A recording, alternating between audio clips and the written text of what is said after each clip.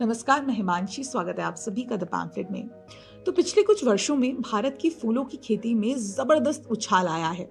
2024 से 25 में हॉर्टिकल्चर उत्पादन 362.08 मिलियन टन को पार कर चुका है, जो अनाज उत्पादन 357.73 मिलियन टन से भी आगे है। 2025 से 26 में ये 377.78 मिलियन टन तक पहुंचने की उम्मीद है।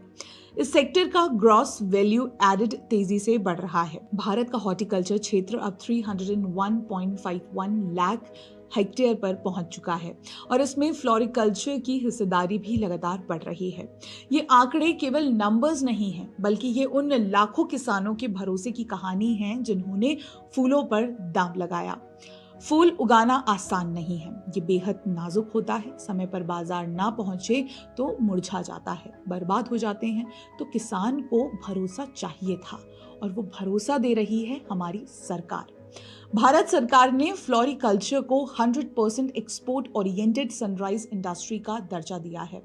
APEDA agricultural and processed food products export development authority subsidy दे रहा है कोल्ड स्टोरेज के लिए, रेफ्रिजरेटेड वैन्स के लिए, ग्रीन हाउस के लिए और एयर फ्रिज्ड के लिए। Mission for integrated development of horticulture यानी MIDH के जरिए बाजार से जोड़ने का काम हो रहा है। एक्सपर्ट कमिटीज ने बेंगलुरु, पुणे, दिल्ली और हैदराबाद को फ्लोरिकल्चर हब्स बनाने की सिफारिश की है, क्योंकि इन शहरों का क्लाइमेट और लॉजिस्टिक्स दोनों अनुकूल है। भारत के पास फूलों की खेती के लिए 5 बड़े नेचुरल एडवांटेजेस हैं।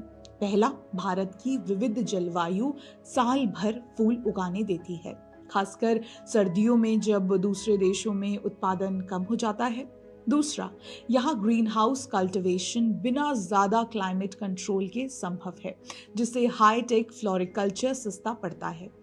तीसरा, यूरोप और ईस्ट एशिया से जियोग्राफिकल प्रॉक्सिमिटी एक्सपोर्ट को आसान बनाती है।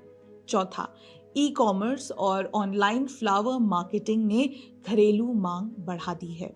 और पांचवा, rare orchids, native flowers, dyed flowers, decorative items और परफ्यूम्स, इन सब की ग्लोबल डिमांड तेजी से बढ़ रही है।